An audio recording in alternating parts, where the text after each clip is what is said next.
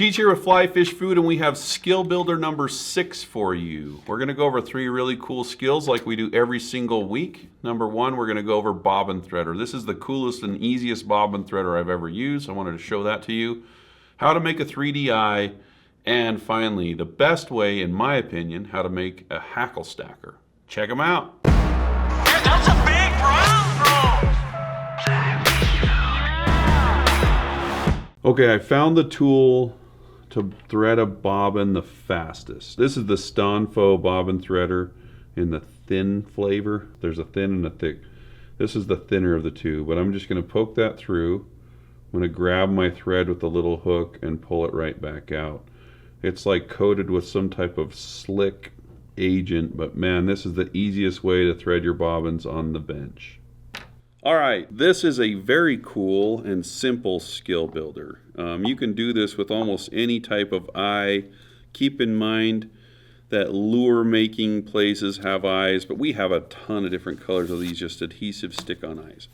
So we're going to turn this into a 3D eye, and you guys probably can already tell what we're doing here. The cool thing about this is when you're putting the resin on this eye, it's just a sticker on a piece of wax paper, is that the edge of that eye will actually retain the resin, make it so it won't spill over the side, and it will bulb up. I've chosen Solarez Medium.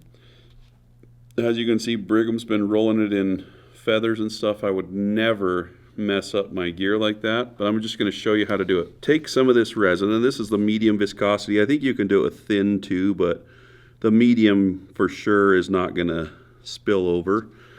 And I'm just going to get a little bit at first, and then take a bodkin and just kind of push that around to the edges. If you have real thick resin, you can get like a hair dryer to make it a little bit more pliable if you want to get that crazy with it. Let's see. You can get down here and really get nerdy with it. Just kind of draw a circle around the edge. All right, once you have it, let it sit there. Got my infinity light, I'll turn it on, and I'll just let it sit there. It's already cured right now. It's already cured right now, but some people like to let it sit for a little bit. Anyway, pull that off. As you can see, it's glass hard, and you can see it's got a nice concave shape to it. So anyway, there you go. Super easy way to do it. Okay, hackle stackers.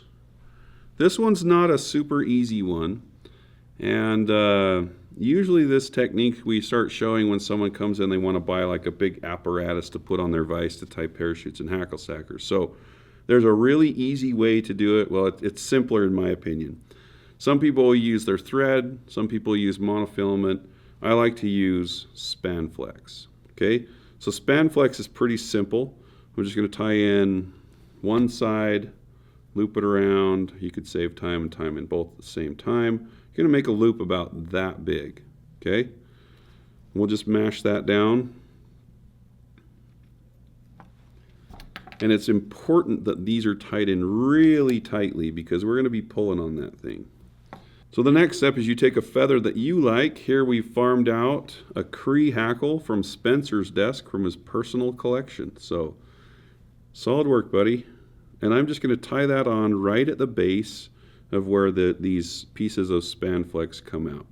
Again, tie those down pretty tight and trim that bad boy off. Okay, now it doesn't matter if your hackle starts to wrap, dark side down, dark side up. It's all going to get clumped together, so it doesn't matter. So what I'm going to do is put my finger in this loop and then use these fingers to control the hackle.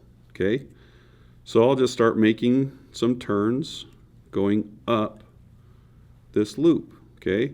And then I know I have enough if I lay that over and it's roughly hitting the eye of the hook, okay? So that's how long I want it to be. Now I'm just going to take that hackle and very gently wind it back down the post. Okay, and when it gets here, I'm going to grab everything, get it out of the way, and tie off that hackle. Okay? Try that 15 times in a row and you'll get it. Okay? First time's not going to be pretty. So I'll tie those hackle fibers off, and now I've got my whole hackle all just hanging out here back by the back of the hook, and we're ready for a thorax. So if you're putting a thorax on these, this is the time it goes in after the hackle's wrapped and tied off. Now we'll just come in here and basically cover up our thread. Finish up here. Now this is the coolest part of this. You don't have to set this and make it sit exactly perfectly. What I'm going to do is I'm just going to take a little bit of that loop and tie it off with 2 to 3 loose wraps. And then what I'm going to do is just take those loops and just pull those forward. Okay? And what that does is it sucks up that that hackle and mashes it down on the thorax. Okay, you can manipulate it if you want. Few turns of thread here, but then I'm going to pull everything back right here, and I'm going to catch that span flex and whip finish it. Ooh, hopefully. Imagine that I did 4 or 5 turns there, but we're in a hurry. Not really. Oh, I cut one of them already. But the idea is you're going to take the loop, you're going to pull it tight, and you're going to trim it. And then it will suck down into that head and you don't even see it. You can see here where I accidentally cut this one, that's fine. I mean, if it's tied in, well, it'll just sit there. So anyway, that's how I like to do hackle stackers. I'm not telling you it's the only way, but in my opinion, it's the best way. If you like these skill builder videos, make sure to share, make sure to subscribe. Like, go to YouTube right now and click subscribe.